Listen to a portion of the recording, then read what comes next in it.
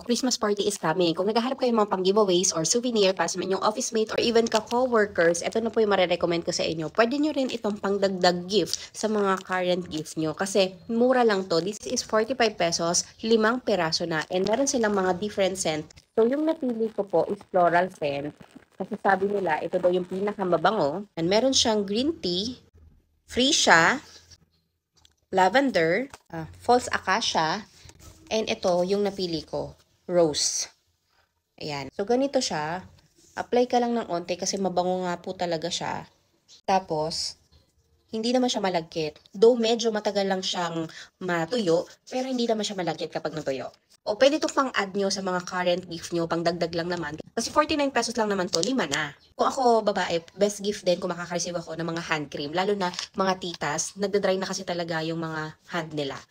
Check nyo na lang din sa Yellow Basket.